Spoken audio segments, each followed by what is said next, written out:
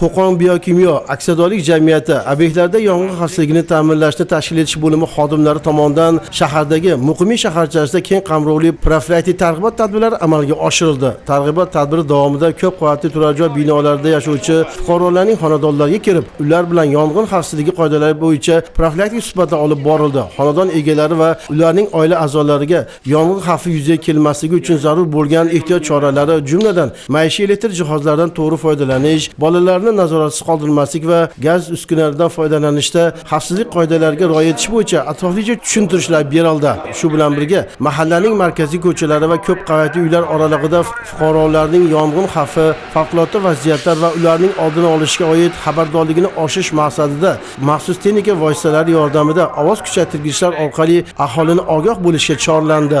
Shuningdek, tadbir doirasida shaharchada joylashgan suv havzalarida xavfsizlik choralari kuchaytirilib, bolalar bilan alohida profilaktik suhbatlar o'tkazildi. Ularga suvda cho'milish vaqtida qay tarzda xavfsizlik qoidalariga amal qilishlari yuzasidan tushuntirishlar berildi hamda ogohlantirildi. Ota-onalarga esa bolalarni doimiy nazorat qilish zarurligi yana bir bor uqtirildi.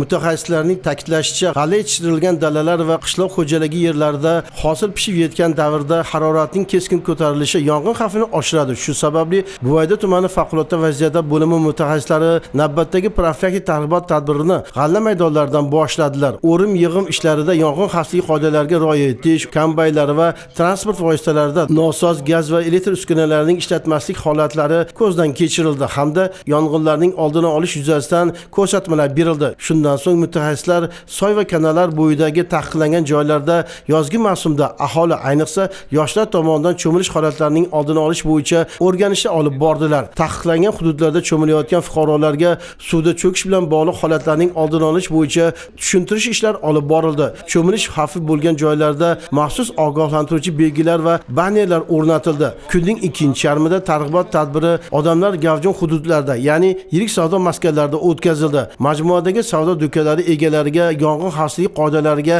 amal qilish bo'yicha tushuntirish targ'ibot ishlari olib borildi. O'z o'rnida ko'ngilsiz holat yuz berganda yong'in o'chirish vositalaridan to'g'ri va aniq foydalanish tartiblari eslatib o'tildi.